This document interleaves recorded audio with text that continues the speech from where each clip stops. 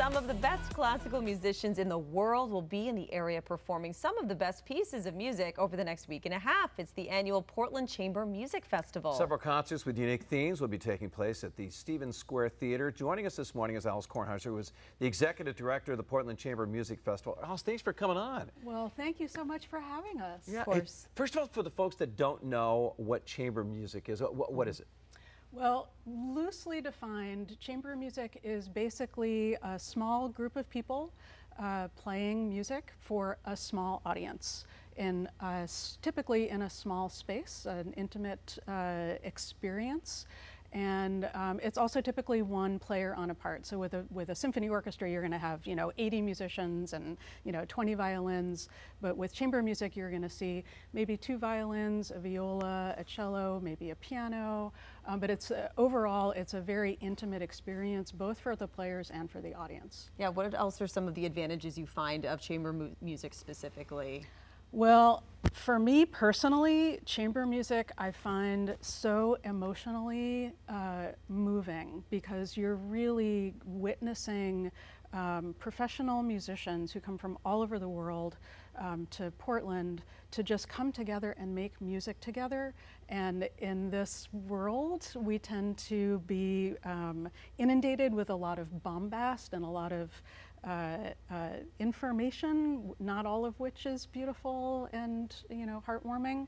And so with chamber music, you really come together for this extraordinarily beautiful communal artistic experience. Concerts are taking place August 14th through the 23rd. How many musicians are involved with this? And from all over the world. And also, what are some of the instruments that are going to be featured?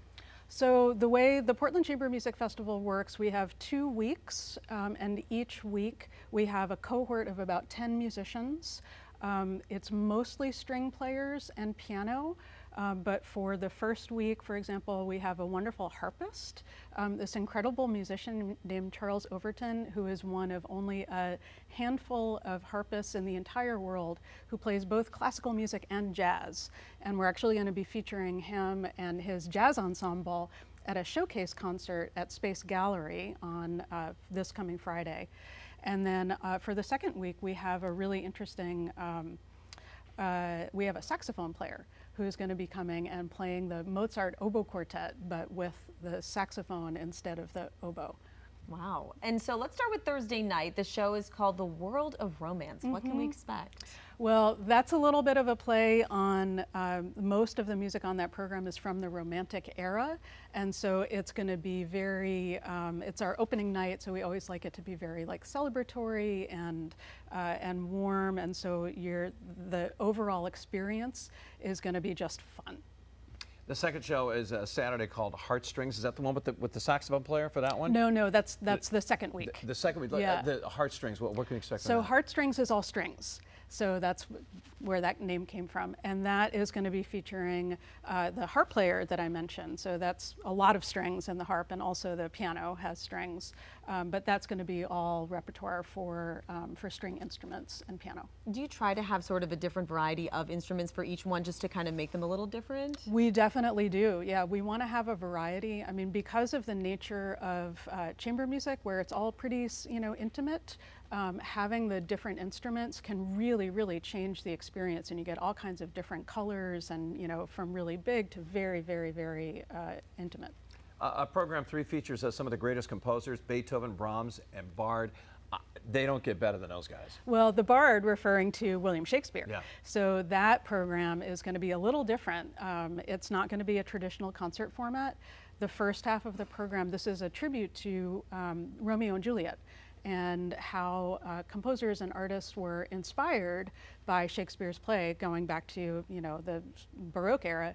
But this is going to feature the Prokofiev Romeo and Juliet suite for piano and violin that's going to be interspersed with readings from the play Romeo and Juliet. So you're going to actually hear how Prokofiev interpreted the story in music.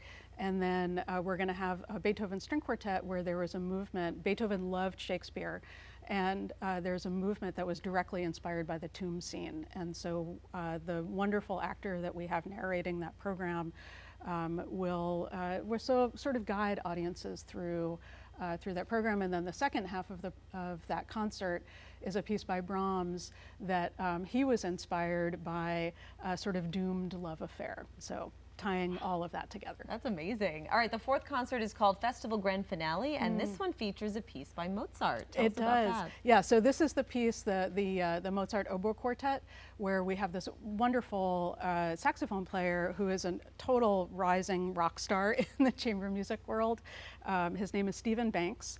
And actually, if you look up the oboe quartet, Mozart Oboe Quartet in Wikipedia, it mentions his arrangement of this piece for him playing the soprano saxophone.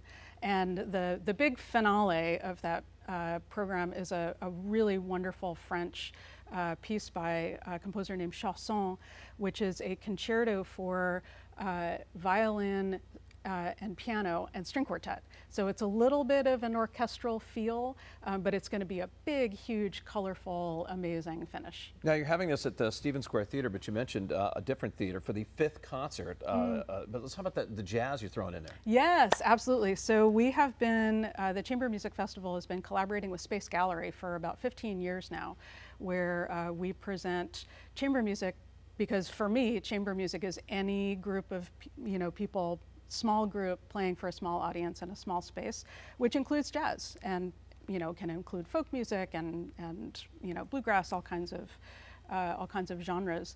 And so I mentioned Charles Overton, this harp player, plays both classical and jazz, and he has an ensemble. He lives in Boston, and he has a jazz band, and we're bringing them up, and they're going to be doing a jazz show at Space with standards and originals and arrangements of like pop covers.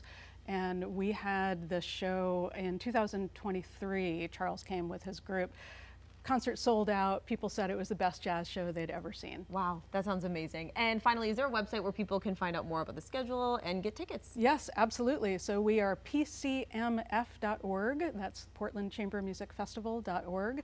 And you can get tickets through porttix.com or through their phone number, 800, I don't know. Visit the Porttix website. That's perfect. Thank you. Good. I'm sure you have a great turnout, especially that's such a great theater, the Stephen Square Theater they have now. Absolutely. I do actually want to talk a little bit about the Stephen Square Theater. So this is our first time in 17 years playing in a new home, and we're very excited to be part of the Stephen Square family. The Good Theater has done a really wonderful job renovating, and we're really excited to be there. Congratulations. And free parking. There you go. There you go. All right.